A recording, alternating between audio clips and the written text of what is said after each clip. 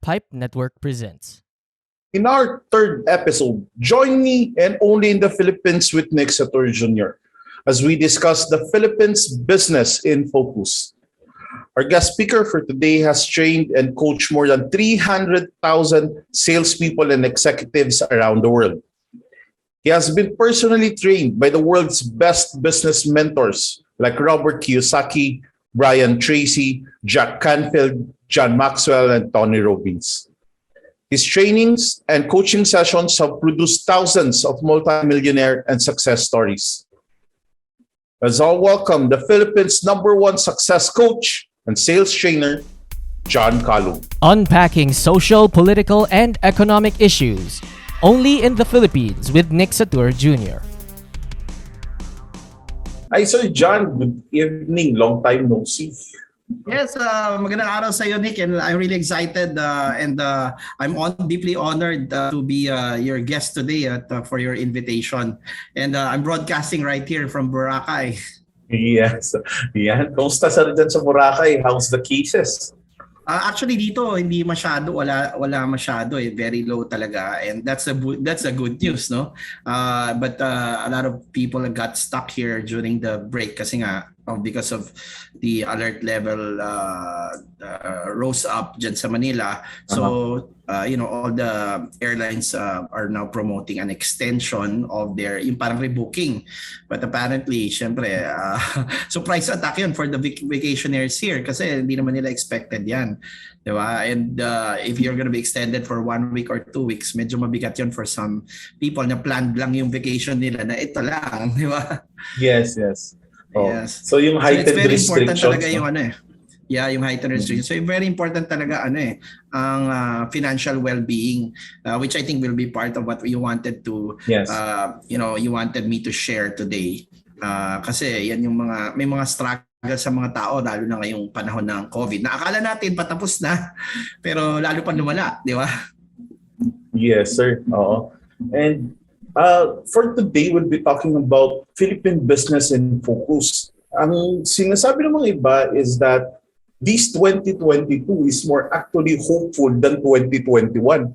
Pero katulad nga yung sabi ng sir kanina na parang lalong lumala. I just went out the other day and pagpasok ko sa malls, lahat yung mga stalls sarado, walang katao-tao. So sir, can you give us an update, coach, on ano sa tingin nyo? How do you see the business this coming 2020? Well, everybody knows I'm a success coach, but now speaking as from my background, because I'm also an economist, no, tayo po ay isang ekonomista from the University of the Philippines. Looking at what's happening right now, if you may kasabihan na history repeats itself. So the best way to really give a big better view of what's happening, we go back to yung mga pandemics na nangyari previously, and normally hindi kasi siya talaga natatapos ng ganung kabilis, no? It takes a couple of years bago siya slowly na will enter yung pag-fade away niya. And economists have actually based on this historical data, ang talagang dito is it will run to 5 years, no? Bago doon makikita yung talagang slow yung na talaga pa-fade away hanggang eventually the whole thing is wala na. And so given that, kasi maraming because of the relaxation or the relaxed mode last Christmas, because of the siguro instructions din ng government na binigay sa ating madlang people, parang hopeful yung mga tao na wow, di ba, pwede na punta sa mall, and even the kids were being brought there last Christmas season. But then again, talagang sumibol na yung itong bagong bagong strain, which is Omicron. And right now it's so weird, no? Parang di mo alam na nakamask ka na, pero kasi apparently, sad to say, a lot of even my closest friends, my best friend, even our closest relatives and mga colleagues natin, nagkaroon na. All right? And actually, for me, it's a blessing na I'm still here in Boracay, even if we got stuck here, dahil medyo dito hindi naman ganun pa. Alright, hindi pa umaabot as opposed to what's happening right now back there in Manila. So in talking about business, ano yung relation nito, no? So what businesses need to do is isa lang yung word na ma-share ko today is kailangan yung mataas yung adaptability ng isang negosyo. Businesses will need to adapt to this this crisis, and in a way that they should look at their business model. Kasi there will be businesses talaga na pag pinilit nila, they don't make any dramatic changes, they will really die during this pandemic. And we've seen it happen, no? Noong 2020, parang mahaba pa yung PC nung iba kasi siyempre, they came from profitable years. Pero nakakasad, no? Even brands, famous brands ng mga restaurants, apparel, and sikat na sila, is well established, nagsarado pa rin eh. And they really felt it last year. Di ba? Last year kasi yun yung time na yung reserves ng mga company, even the big ones, na-deplete na. And because of the extended na nangyayari ngayon, ito yung year ng pagsubok talaga. How many can really makakatawid pa? Diba? Kasi this will continue wiping out a lot of especially the SMEs, yung mga small and medium scale enterprises. Yan yung challenge talaga ngayon. So again, the miracle word for everybody is adaptability. Kailangan adaptable ka to the change that's happening. So how do you remodel your enterprise to suit this kind of way of now that we have to do some way of doing new ways of doing business. Yun yung nakikita ko. Yun. So lalong-lalo nabanggit nyo kanina na mga MSMEs, and usually ang mga MSMEs natin ang nahihirapan to adapt to these changes. Considering the fact na nabanggit nyo nga, sir, that we are expecting this to have impact sa mga businesses natin in 5 years. Tama ba, Sir John? Yes, ang takbo kasi siya. Actually, mag-slow down na yan somewhere. Yes. I'm just basing it on historical data. It doesn't necessarily mean na yung nangyari noon exactly be the same, no? Pero as they say nga, sabi ko nga sa iyo, kumbaga sa stock market or anything na business related, merong trends di ba? If you look at, for example, crypto or let's say the forex or stock market, di ba may may graph yan, you're gonna see what's happening and it repeats itself. It's a cycle. Tinatawag natin. And based on that cycle, yung mga nangyari noon, umabot ng ganong katagal bago talaga siya nag-clear up. And dun sa actually 4th year, mafe-feel mo ng bababa. 5th year, talagang medyo doon na makikita mo na. And eventually, 5 years onwards, there is a possibility that it will be totally wala na. Magugulat ka na lang yung from what happened before na wala na lang siya bigla eh. And that's the beauty of parang a pandemic. Unless talagang hindi pa natin talaga alam how this one works kasi yung mutation ng strain iba kakaiba nagmi-mutate siya ng paulit-ulit into worse and worse na kinds of strains. Although may meron akong mga nabalitaan which I don't know just within inner circles that Omicron daw potentially could be a start of the decline. Siya ang mag-introduce ng decline because this is not proven pero lang to kumbaga how would I say that may mga konti na nag-expose nito na it's a natural vaccine. So pag nadapuan ka niyan, it's possible na mabilis siya, hindi siya deadly na katulad nung Delta and the original one. Hindi na daw umaabot sa baga. I'm not really I'm not a doctor, but there's some people who have exposed na possibly ito yung para siyang kumbaga sa chicken pox. Pag nagkaroon ka na, hindi ka na magkakaroon. And let's just hope that is true, di ba? Yes. Sana totoo yan talaga yung expose na yan kasi somehow if you actually get Omicron today or the whatever's coming out, it will be kumbaga mapoprotect ka na, di ba? Yes. Yun yung maganda.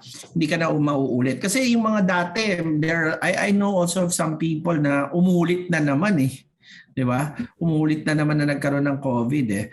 So, well, nobody can prove whether that's true or not yet. Haka-haka pa yan. So, I just sharing that na I'm hopeful na sana ganun yung mangyari. As a as a person in the field of success and motivation, kasi magandang motivation yun na di ba na madapuan ka ngayon pero kung alam mo naman na hindi na tapos ka na, di ba, and if a lot of people will get it, then a lot of people will be completely free, di ba, hindi na sila mauulit. So dahil dyan mo na makikita yung pag-fade away. No, parang kumbaga the virus, as they said, nung mga nag-expose ito, mutated to a way that is going to actually kill itself.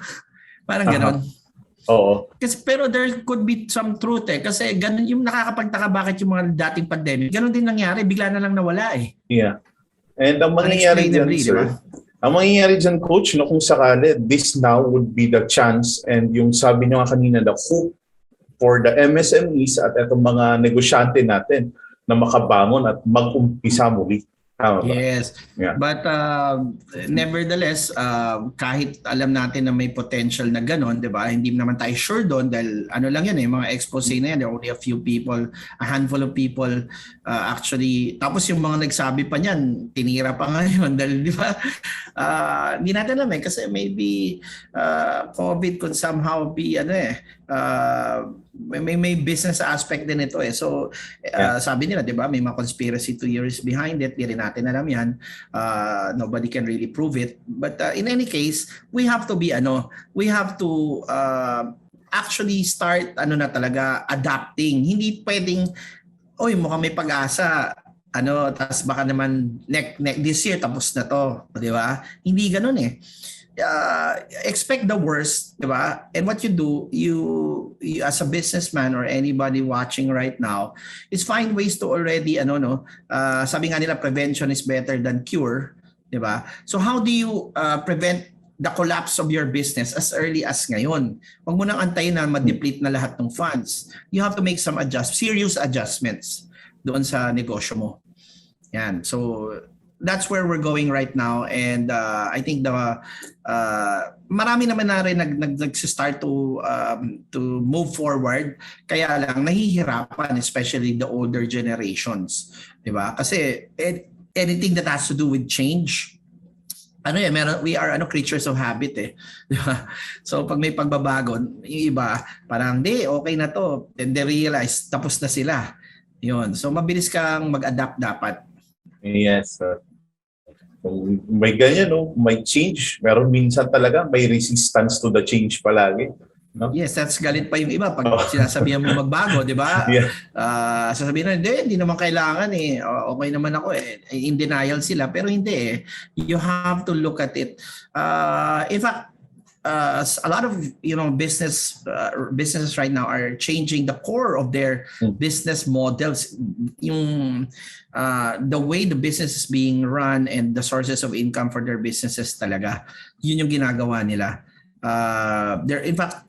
There's one, we have a Filipino, just a few days ago I saw one of the Filipino marketing experts natin who are also now promoting the studying of your current, parang evaluation training siya on what is my business model, tapos ano yung mga business models na nag-work during pandemic. So may mga trainings na ganun. Maybe that's a good training kasi mabubuksan yung isip mo. Hindi lang nagso-survive, ano yung nagpa-profit, di ba? Versus dun sa mga declining na. So kailangan pag-aralan mo yun para maka-move forward ka doon. Yan. And a large part, if you ask me, Nick, ano yan, no? What is that adaptability? And I only have one word actually two words na share ngayon if you wanna know where it's going, no? Number one is digital. And when we talk about digital, that's the internet. So we have to really move our business into the internet. Kasi ngayon, lahat bumagsak na eh. Ayan, makikita mo, ang patuloy na lumalakas lang talaga are those whose business model are based on online eh. E-commerce based. Yan yung Oo, kasi magulat ka. If you look at Lazada, Shopee, Amazon, di ba? Sinabi nga, I read one article nga, Amazon was created for the pandemic. It's a business that is pandemic proof. Create siya for, things like this. Lalo kasi siya kikita. Ngayon, kasi you can't go out eh. Ngayon, there's a possibility na mag-lockdown. No? Sana hindi. Di ba? Hindi na natin alam eh. But again, when people are at home, what do they do? Lahat yan, from pagkain mo, essentials mo, di ba? Even non-essentials eh. Pinapa-deliver na talaga. Pa-deliver na. People are moving to mobile apps, websites to make their purchases. Kasi nga, you are at a high risk pag lumabas ka pa. So ngayon, yung digitalization strategy ng business mo, kailangan mong pag-aralan. How are you gonna move it there? Diba? I have a friend right now, matagal siya nag-move pero buti na lang na nagawa na niya. And she was able to, it's a traditional restaurant, diba? Mahirap kasi parang pag mas-successful ka na, malaki na yung enterprise mo. She has like 2 branches na, and malaki yung restaurant niya, nasa SM pa. Diba? Parang ang hirap tanggapin na, what? Isasarado ko to? Then gagawin ko na lang na, tatawag na lang sila or online order kasi i-deliver ko. Kasi yung pride mo rin nandun di ba? Nasa SM ka, sikat yung restaurant mo. Pero hindi, you have to face the music, you have to face the truth Nandiyan na yan if you don't do it, di ba? Hindi ka nag-focus doon sa dapat mong gawin, aabutan ka. Madideplete talaga yung resources mo. So, yun yung nakita ko. And then another one that I want to share with you, which is dati hindi pinapansin, will be financially speaking, the digitalization of money. Ngayon, ang talaga magte-trending ngayon will be crypto. And from crypto, there will be businesses that will be born. One of the, extensively inaaral ko ngayon, I don't know if you've heard of this, Nick, is NFT marketplaces, yung mga artworks ngayon, which tayo naman bumibili tayo ng ng mga paintings and so on. Galing akong Baguio, may binili akong painting doon but the thing is, do you know that right now yung mga, let's say for example a digital artwork or even a video, kunwari nag-shoot si Michael Jordan ng bola, di ba? Nung ganitong taon at na yung pinaka-shot niya, yung winning shot, it's digital, and that that shooting of the ball for a few minutes or seconds lang nga yan is now being sold in NFT marketplaces. And yung mga gumagawa ngayon ng mga ganyan, some have even were able to sell their digital pieces for millions of dollars. Nakakagulat. Millions of dollars. So isipin mo, ang labanan ngayon, magiging owner ka ng digital, it's an artwork we would say it's an artwork di ba? So, di ba? Or for example, may rally dati, may nangyaring historical, pwedeng makuha yung clip na yon and it can be sold, di ba? Online. Isipin mo yon, and marami nagbibid for that. So parang one moment in time, yung minutes na yon at tumakbo yung history na yon is now yours and nobody can take it away from you. Oh, you own it. Catch the Pizarro Tales weekly as we tackle issues about education and share experiences about teaching. Hosted by James Australia, available on your favorite podcast platforms. Yes. So lahat na ngayon nagiging digital, and as a trainer myself, as a coach myself, dati pag nag-training tayo in person, and then kung ano yung PowerPoint natin, minsan sir, pahinga ng PowerPoint, we give our PowerPoint. Pero ngayon, coach, nakapagbenta rin ako ng mga materials ko online. So materials lang siya, walang training. These are the notes, the PowerPoint, so separate siya. So, agree ako sa sinasabi niya, coach, na ngayon, nagiging digital owner ka na lang and pwede mong pagkakitaan. Now, speaking of pagkakitaan, coach, doon tayo sa laging tinatanong nila, in success community or in success mall, ano nga ba yung mga top 5 na businesses na na-advise nyo na pwede lang pasukin ngayong 2022. So ayun, binigay ko na yung isa kanina One would be you can venture into crypto trading. That's really one thing Crypto that you trading. hindi mo na siya pwedeng hindi pansinin sabi nga nila bababa Bitcoin, but just ito na naman, tumaas na naman, di ba? Kasi I started when I was monitoring Bitcoin, yung way back, no? Naabutan ko pa na below below $1,000 when I started buying for myself. Just imagine, pumalo siya ng over 50,000, and then although nag-slide ng konti, i-compare mo ang US dollar. Alam naman natin magkano. 50 plus pesos, one US dollar to the peso. Pero ang Bitcoin, di ba? It's a million to, ganun kalaki yung exchange rate niya.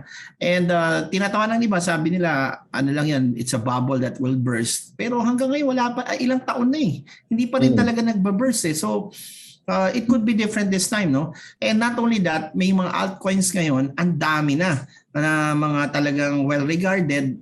Yun nga, and again, this is a good business if you can learn self-trading, di ba? Using yung mga platforms like Binance and many other platforms. Sa Philippines, actually, kahit simple lang yung gawin mo Mag-coins.ph ka lang, buy and sell ka lang dun Pwede na rin actually yun Although, syempre, limited lang yung number of cryptos available ngayon. But in the Philippines, that's a licensed platform by the BSP. Yan. Pero ang tingnan mo ngayon, ang subset niya, kasi the crypto world malaki, di ba? Again, babalik ako doon sa sinabi ko. NFTs. So, like the other day, hahabol nga ako Naglabas yung gumawa ng X-Men, what's his name? This guy who created itong mga sorry, not X-Men, yung yung nakita ko pala is kasi meron na ring side yon, pero meron yung gumawa kay Spider-Man. Oh yeah. 'Di ba? Yeah, tawag dito. Meron silang nilabas ngayon ng mga what do you call digital even CryptoKitties before, 'di ba? Naglabas na rin ng NFT. So, yan. So if you can buy them now, kasi buy low, sell high. Ganun lang naman yan You could look into it, purchase your digital artworks or digital NFTs mo, and then just hold on to it. Kasi yan na ang magiging, kumbaga, how artworks are working for people na traditional, di ba? Ang painting, sculpture, hindi naman yan bumababa. Lalo na pag sikat yung artist, pag sumikat yung artist. Di ba? The Van Goghs and yung mga paintings na ganyan, Picasso, di ba? Grabe ang presyo niyan. So, ganun din to. Pero ang marami dito na mabibigyan ng buhay yung mga digital artists kasi dati hindi natin sila pinapansin. Ngayon sila pinag-aagawan ngayon. Kasi ang mga marketplaces ng NFT nahihirapan ngayon sa supply ng gagawa ng mga digital artwork sa sobrang dami ng gustong bumili at mag-ipon ng kanila. Kasi asset yan It's not something like, you bought sapatos na bukas, bagsak na yung presyo. Ito, habang kinikip mo siya, as time goes by, nagmamahal siya. Diba? So, yun yung maganda. And it's not, global na yung, kasi, paintings naman, if you're selling it in Baguio, you have to be in Baguio to buy it. You need to be physically there. Dito hindi. Even if yes, you have to be physically, bitin mo pa. In fact, yung problem nga sa mga artworks na nahirapan yung mga iba, if you're going to buy something na medyo expensive artwork, yung pag-transport niyan Kasi may risk ka na pwedeng nakawin, di ba? Along the way, di ba? Kung transfer mo from this country to this country. Lalo na pag, pag antique or talagang may pangalan na painting yung gumawa. But in digital artworks, it's just a digital You have a PC, you can get it already. Yeah. And even if the artist is in Poland or say in Europe, you can avail of it. Or if he's a Filipino and the guy who likes the artwork is in America, pwede niyang i-purchase. Lalaki din yung market ng mga artists natin, ng mga magagaling gumawa ng mga ganito. So yan, for me this is and nagsa-start na yung trend in other countries. Ang nakikita ko ngayon 2022 papasukin niya ang Philippines. So don't be in the kumbaga, wag ka papaiwan. Alamin mo na yan, di ba? Aralin mo, silipin mo na, and start venturing into, into a, educating yourself. Kasi kung tsaka mo lang, pag nawala, di ba, nagplateau na yung trend, hindi ka na makakasakay, di ba? By that time, mahal na yung mga pieces. Oo, mahal na. Ganun naman yan eh. And that's one, no? So, dalawa na yon. That's yung regular crypto, the buying and selling of BTC and altcoins. When we talk about altcoins, yung mga iba yan, Ethereum and all these other coins ngayon. And then the second one is the NFTs. And lima yung hiningi mo, no? Yes, and another one that I would say na tawag dito ngayon, no, which is right now e-commerce talaga. Ito yung papalo, online shopping. So sa mga e-commerce businesses.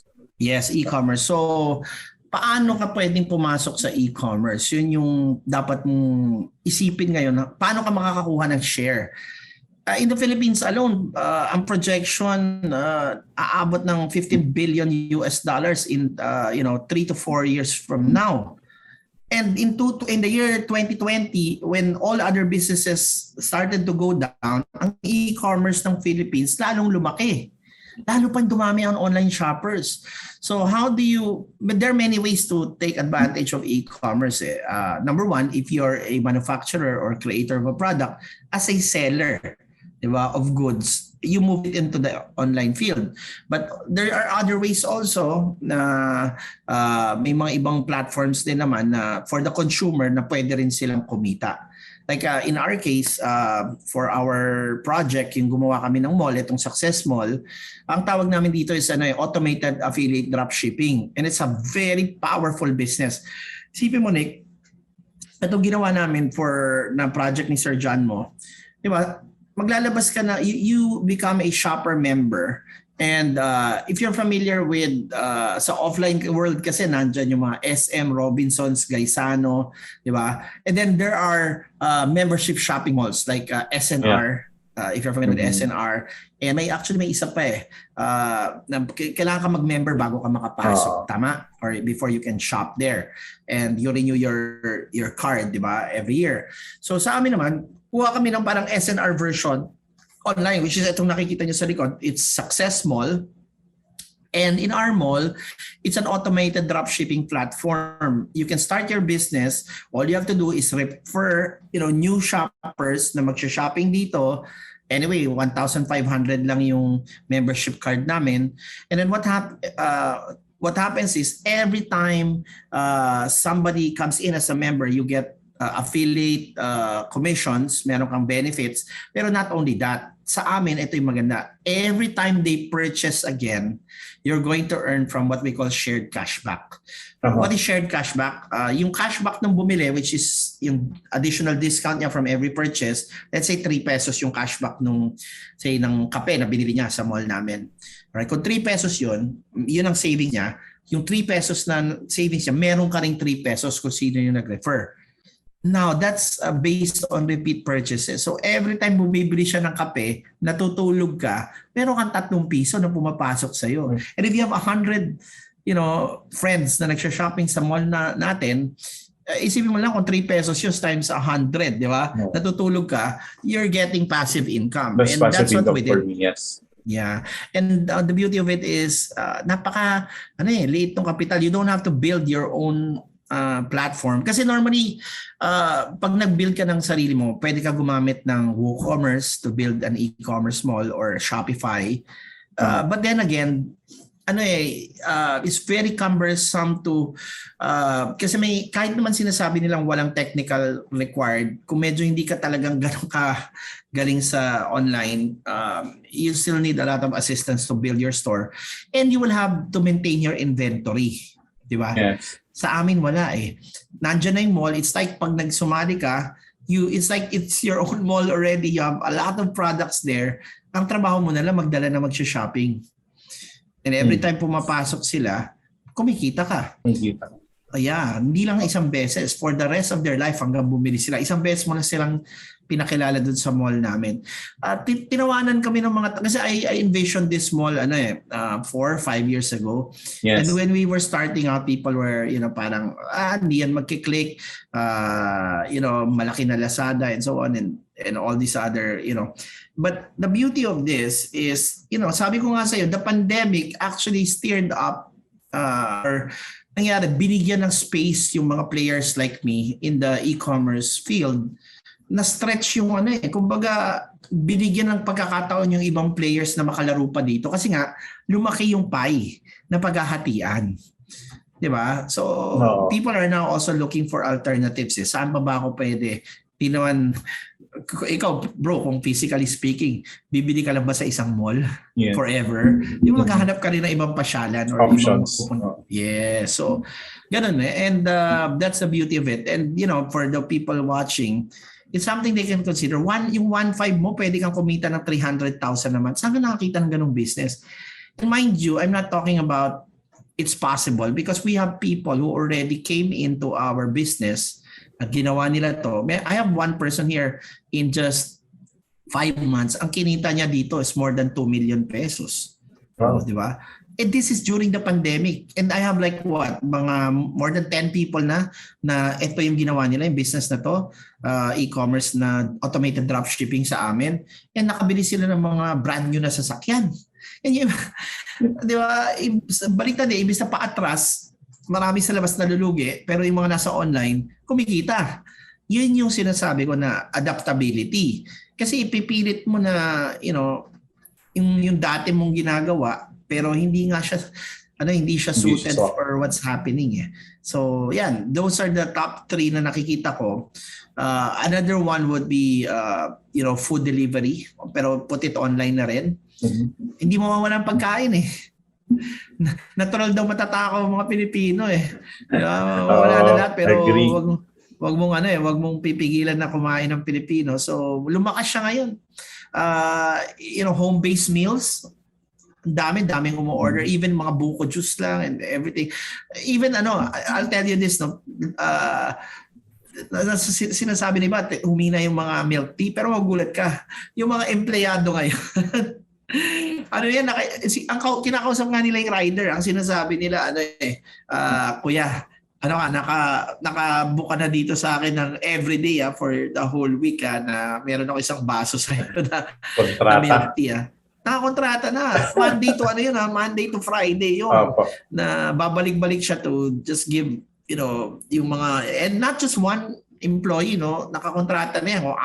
Kung 7 sila or 10 sila sa office na, Buong office nagpapadala ng milk tea. And despite of the fact na may humina na yung mga milk tea stores kasi nasa loob din ng mall or naka-independent yung mismong and ngayon somebody even thought of launching ngayon drive-thru na milk tea. See, yun yung tinatawag na adaptability Diba? Pwede mo kasi ipilit yung, sige, milk tea ako, malakas ang milk tea, pero hindi mo rin mapagmamayabang if you kept it na aasahan mo pa yung taong pupunta sa loob ng mall. Mm-hmm. Right? Pero kung inadapt mo siya na ginawa mo siyang online delivery, may mobile app ka na, di ba? You have a mobile app developed. Sobrang lakas niya. Sobrang lakas talaga niya. Yan yung mga nakikita kong talagang unstoppable businesses ngayon. And perhaps yung isang the last one I'd like to share is freelancing. Freelancing. Oo, freelancing. Ang dami na ngayon For example, dahil ang real estate, hindi rin makapagpadala ng clients sa site basta-basta. May mga VAs na ngayon or virtual assistants na magra-run sila ng Facebook ads and then nag-hire ngayon. Sino sasagot doon sa inquiry, sa leads, di ba? And mahal ang bayad, Mahal ang bayad. And you can do it from the comfort of your home. Malaking negosyo ito. And ngayon, there's a surge of Facebook, what do you call this? Facebook managers or Facebook, social content, media. Social media managers. Talagang magaling ka lang talaga mag-generate ng content. Pangalawa, Kung marunong ka mag-Facebook ads, mas mas powerful pa, mas mahal ang bayad. Kasi ikaw na yung babayaran ka, tapos ikaw na magra-run ng campaigns for a client. Di ba? Lalo na ngayon, I have friends right now na, talagang close friends ko na kinuha pa ng mga politiko ngayon. They are running, ang dami nila, hindi sila isa, no? A lot of them are now being given projects to talagang use social media for the campaign, di ba? Sa election.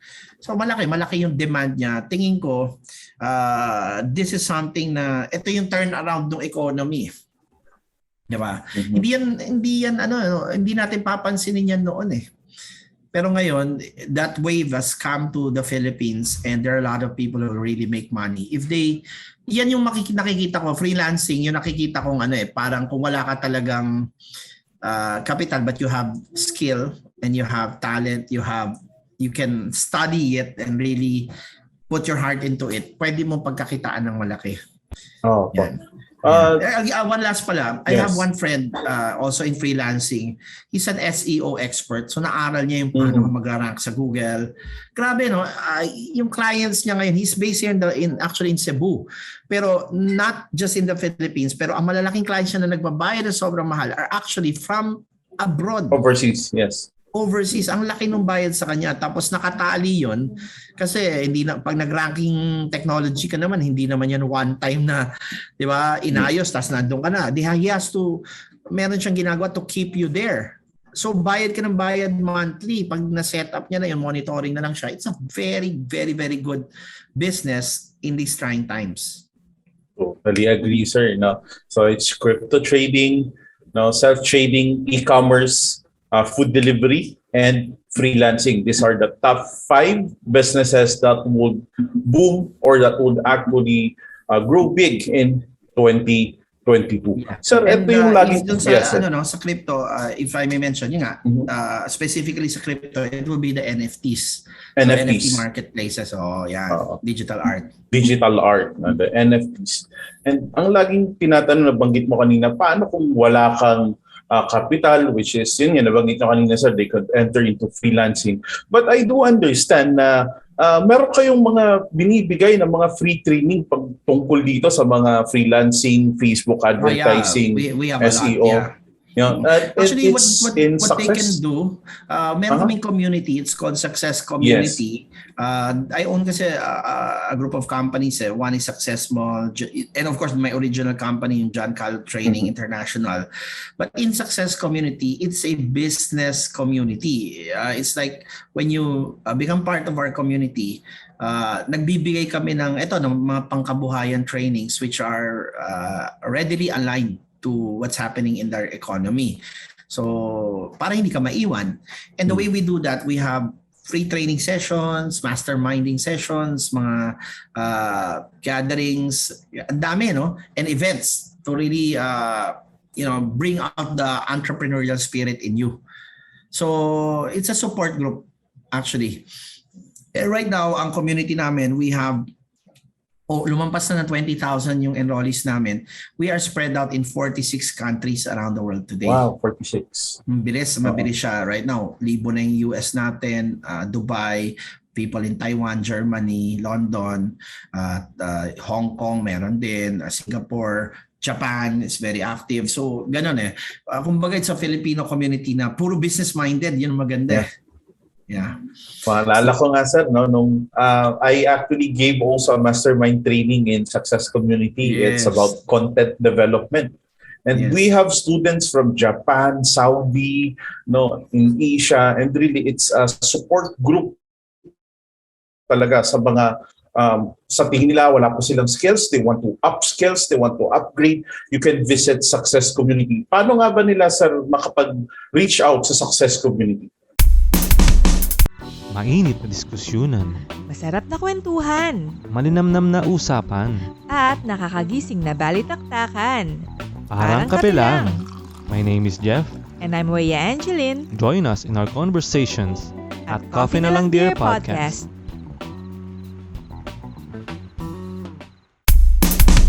First, I'm going to give you my yung official Facebook page ni Sir John, kasi that's where the communication to my group of companies and organizations starts. It's www.facebook.com/John Calub Training. All right, ulitin ko lang, facebook.com/John Calub Training. So if you can go there, just like the page, and there's a message button there, mag-message lang kayo, and actually it has a chat bot. Tatanungin ka naman, what are you interested in? Kasi we have a gamut of, services and trainings that we provide. Yan, so you can inquire. But if specifically you want to become part of my mastermind support group, you can directly ask doon sa page namin. I'm interested to inquire about it. How can I be part of your success community support group? And then one of our staff will be more than glad to assist you. And then pagpasok ka na dyan, lagi mo na akong makakasama because we have gatherings, especially every Friday. Yan, meron kaming kumbaga grand assembly with all our members from all over the world. Yan, and we invite different speakers. As you mentioned, di ba? You already did a training for our community members. So, ang maganda dito, I would say, kasi I've been through a lot of masterminds din sa abroad and I paid talagang medyo mahal. I mean, you go to the really big, masterminds like in Tony Robbins.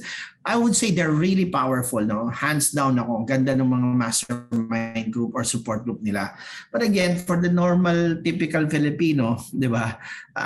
To pay 200,000 pesos or, to pay 500,000 pesos for a mastermind or support group, medyo mabigat yun. Lalo na ngayon.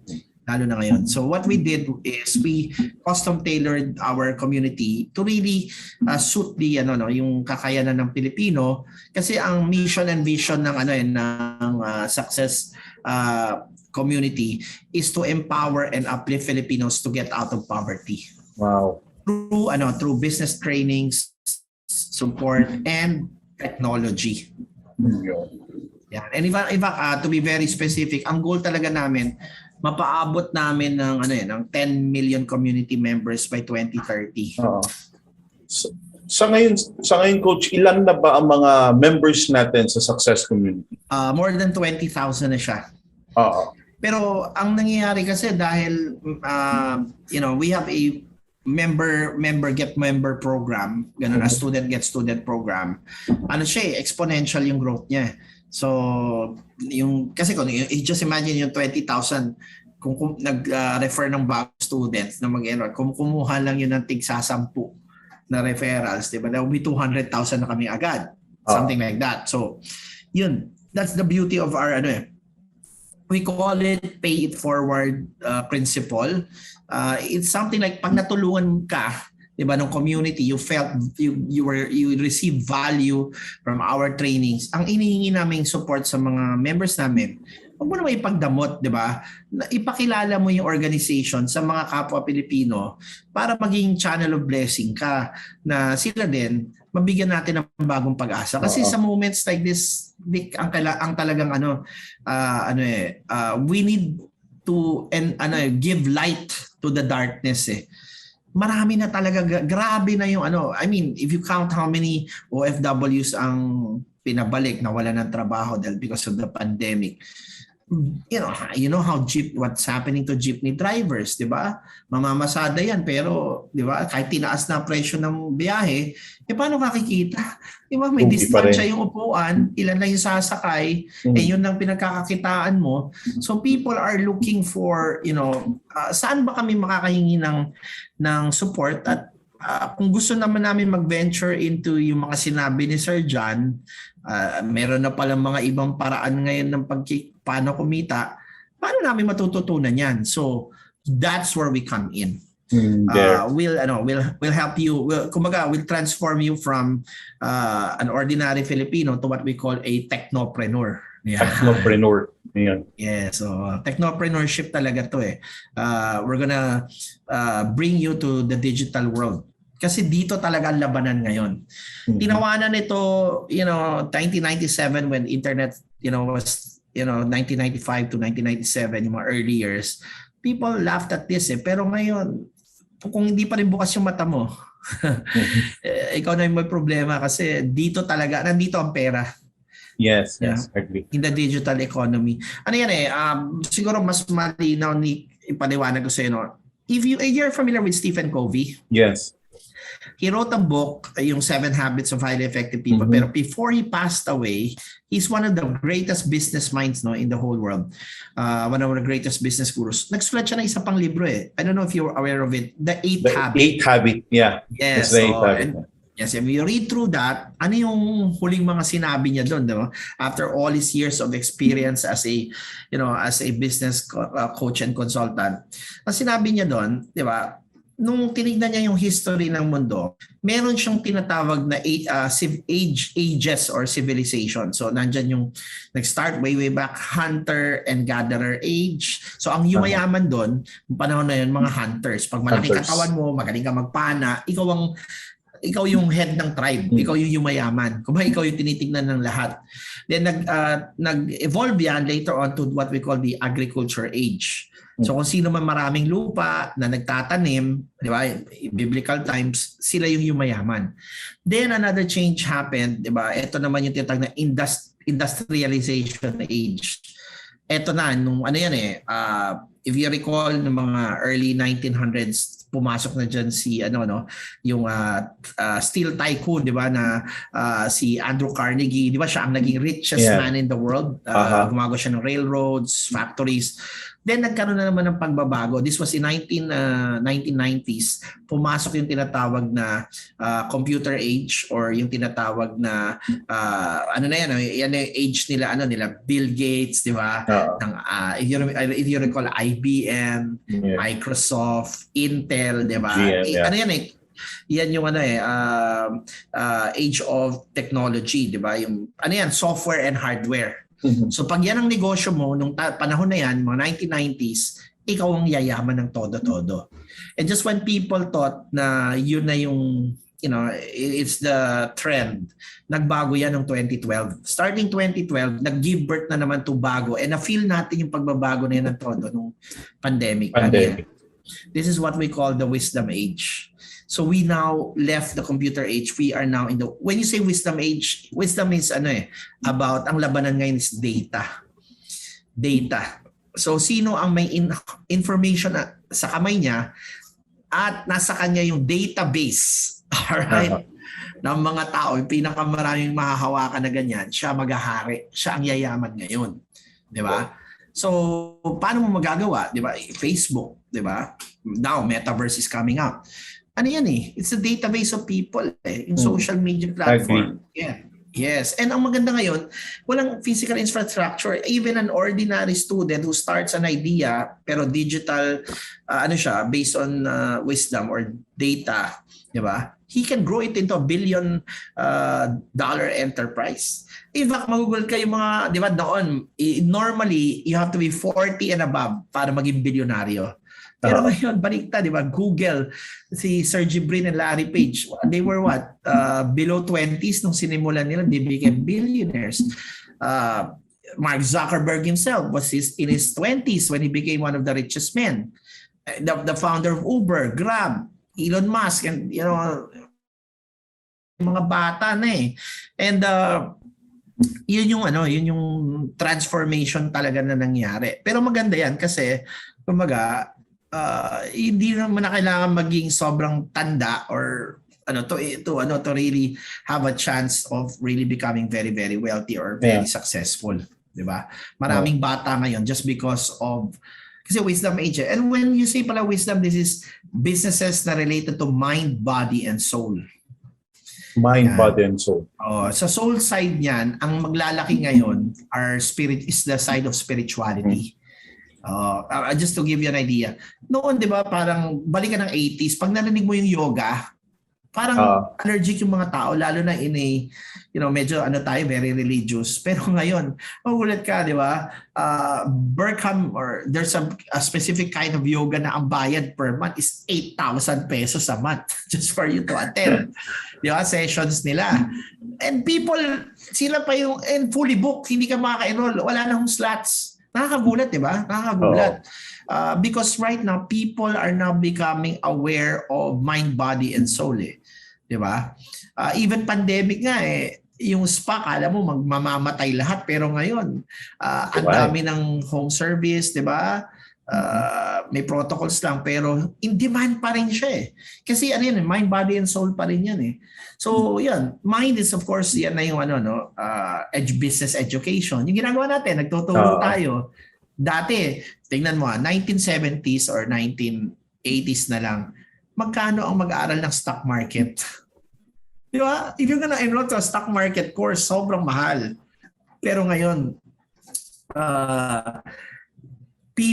konti lang ang naghahanap ng ganyan. Pero ngayon, people want to, kasi nga wisdom na hinahanap ng tao What will nurture my mind, body, and soul? We are in that age ngayon. So kung yung business mo is related to education and dinala mo pa to digital education, sila yung makikita ngayon. Yan. Yan yung yan yung nakikita kong 2012, December 21 nagsimula. Pero ngayon, ramdam na talaga. Super ramdam na natin yung age of wisdom ngayon. Yan. Magbabayad na ang tao for knowledge. For knowledge. Ayun. So, ayun. So, sa ating mga viewers right now, as much as we would like to continue, but it's again time, Imagine yung mag-join po kayo sa Success Community because the trainings and coaching sessions of Sir John have produced thousands of multi-millionaires and success stories. Si Sir John has been featured also in Forbes magazine and as a result was awarded as the Experts Award. Ayun, sa mga naghahanap ng training, naghahanap ng negosyo, lapit po kayo sa Success Community, join the Success Community and as well sa Success Mall. Sir John, di nyo nabanggit kanina, kung sakaling meron akong product, how can I join dun sa Success Mall? I just pay the 1.5 and what else? Yes, actually, yung mall natin ngayon kasi we are a multi-vendor platform. When we're speaking of the mall, not the community, we serve kasi two sides the consumer and the affiliates na nagpo-promote ng mall, sila yung consumers. Pero on the business side, yung B2B side nito, or B2C side nito is we are now welcoming merchants, we call them merchants, who want to put their products in our mall. So all you have to do, again, message us in facebook.com/John Calub Training. And then, ang difference lang namin is we require kasi that you have to have a registered business in order to put your product. So either a sole proprietorship, partnership, or corporation will is open. So just submit the documents, tapos meron lang kami konting due diligence. Kasi the way we do it in Success Mall, curated and siya, filtered kasi siya. Hindi siya yung, there are a lot of malls kasi ngayon gawa ka ng seller account, mamaya lang pwede ka na maglagay. Sa amin, we are very careful kasi with what's happening right now, we want our mall to be very kumbaga maingat kami sa pagtanggap ng mga merchants kasi ina-avoid namin, marami na kasi mga scammer ngayon. Tsaka mga low quality talaga na hindi talaga service oriented na merchants, basta lagay lang sila doon para malagay tapos bukas nag-order ka, hindi na nila inasikaso. Di ba? Or pinadalan ka ng something na sabi nga nila reality versus di ba? Expectation. Sa amin kasi medyo expectation. Sa amin kasi medyo may process kami of screening. But as long as you have a registered business, you have a quality product, and then may observation period kami. Tinitan din namin kung talagang pag may umorder, you are fulfilling your commitment to prepare the product. Kasi our logistics will be picking it up from your place. So dapat masigasig ka rin na talagang handa na for pick up. Hindi yung parang pagdating doon ng rider namin, nasabi mo, hindi ko pa pala nahahanda. Di ba? Kasi masisira din kami doon sa customers namin. So just send us a message, and then we have guidelines. You can also submit your inquiry doon sa aming mall itself. There's actually a merchant application there in our mall. Just go to www.successmall.shopping. Ulitin ko, www.successmall.shopping. And there are two registrations. One is for the shopper, and the other one is for merchant application. So just choose kung ano yung nababagay dun sa goal mo if you want to come in our and do business with us. Yan. Ayun, no? So it's already time, pero ano yung last advice nyo, Sir John, sa mga aspiring entrepreneurs, sa mga entrepreneurs already, no? Ang mga nagpaplanong magnegosyo? Right, so yung sa mga I think both na, no? Again, babalik tayo dun sa sinabi ko earlier, right from the start. It's about, adapting. Hindi tayo pwede maging magmatigas, di ba, na porque lalo na yung mga dati ng negosyante na pipilit pa rin natin yung dating nangyayari kahit na may pangalan na tao, kasi in the changing times, 'di ba? You have to blend with what's happening. Otherwise, may iiwanan ka. And it's not that easy to digitalize your operations or to move it sa pagsabay sa internet. So there's a study that you have to really do. Give it time, di ba? You have to have a digitalization program for your company. And then yung mga bago rin, ang advice ko naman, kung maghahanap ka naman ng negosyo, huwag pa atras. Di ba? Kasi right now, no offense, pero marami nag-o-offer ng mga traditionally run businesses pa rin na nakikita ko na ino-offer online mga tawag dito, mga programs or businesses that you can start, di ba? Either a franchise or something like that. Pero kung titignan mo siya, hindi siya pandemic proof. Now, there's nothing wrong with that if, you're going to start it after this fades away. Pero kung ang pinag-usapan natin, ngayong taon mo itatayo, di ba? Tapos traditional na, say for example, food cart yan, na ilalagay mo sa mall, di ba? At maglalabas ka ng 200,000 or 300,000 para dyan, I would highly advise against it, di ba? Kasi kahit anong pilit mo, sa walking traffic pa lang sa mall, sino bibili sa'yo? Kahit may pangalan pa yung franchise, di ba?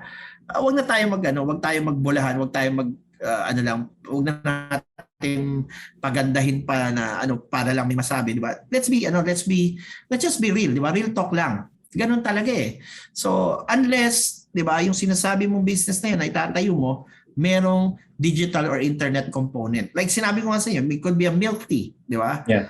Pero meron siyang yung infrastructure ng franchise na bibilin mo, meron siyang online delivery na nakakabit. That would work, di ba? That could possibly work. Kasi meron ngayon, pag in-offer sa yung franchise, meron na siyang mobile app na kasama at may area na naka-assign sa'yo na yung mobile app na yun yung reach mo. So yung mga ganon, yun yung mga aaralin mo.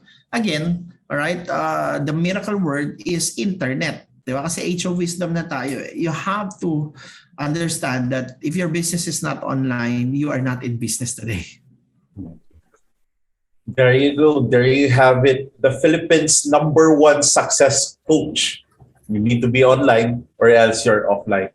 This is only the Philippines with Nick Sator Jr., the Philippine business in focus. See you on our next episode.